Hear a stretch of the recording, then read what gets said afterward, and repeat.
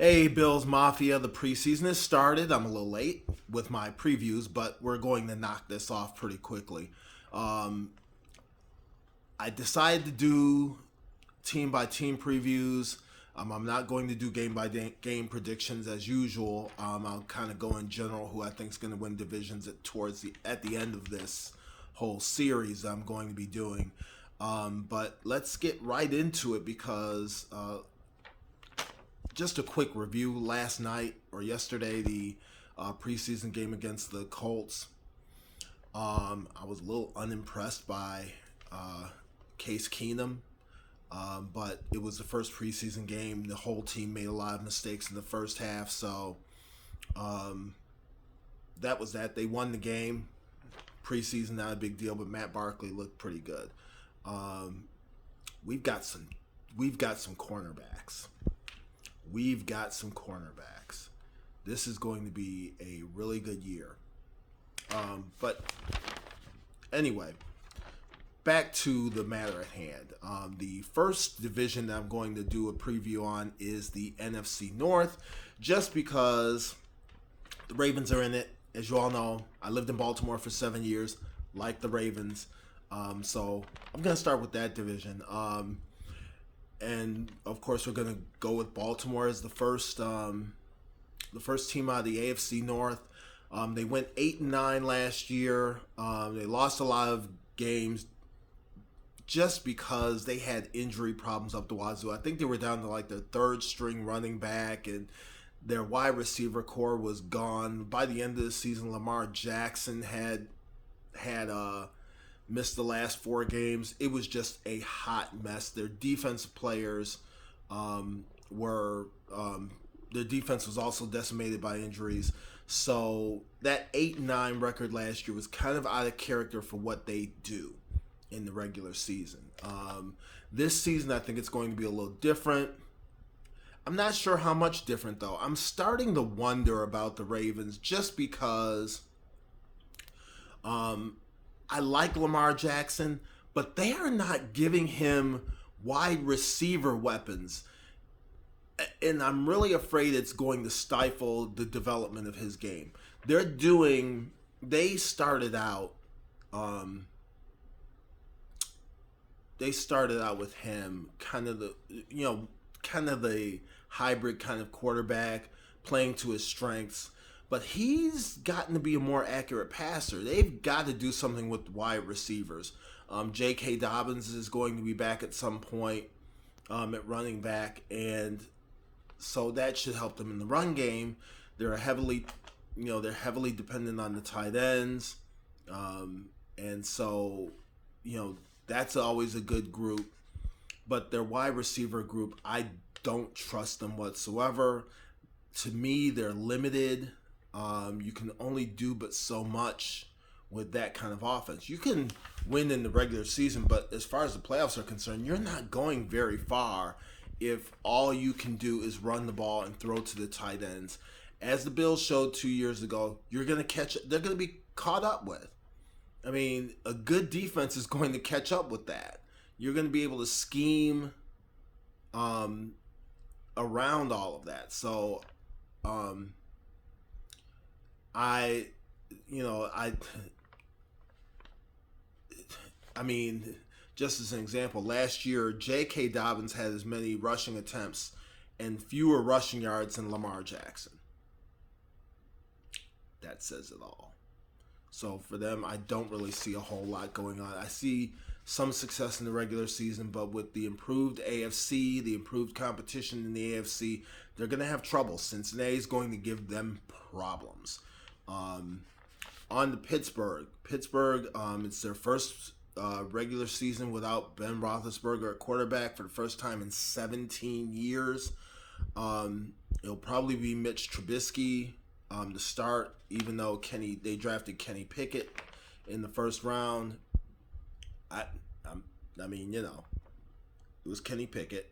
They picked him in the first round, big deal. I don't think he's going to start the season. People are down on Mitchell Trubisky. I know he played backup in Buffalo.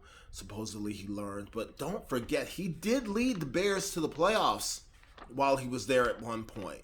That you can't blame Mitchell Trubisky for what was going on in Chicago. They were a terrible organization.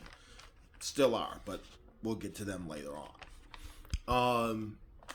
The Steelers have never had a losing season under Mike Tomlin. That's going to be the interesting thing. They've never had a losing season under Mike Tomlin. They did lose Juju Smith-Schuster. I don't see any reason that this is going to be the first losing season for them. I don't know what their playoff aspects are, or prospects are, I should say. But I kind of see another 9-8 type season for them. Notice I said 9-8 type. I didn't say anything about their final record. Cleveland.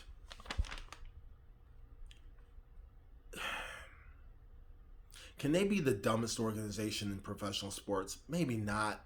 They're up there though. I'm gonna make a statement here. Deshaun Watson can kiss my rear. I don't like the signing of Deshaun Watson. I would have a hard time with it if it were the Bills. I would have a really hard time with the whole scenario if it were the Bills, just because there's just too much there. You cannot sign that guy after what he's done. I mean, no, he didn't get charged criminally, and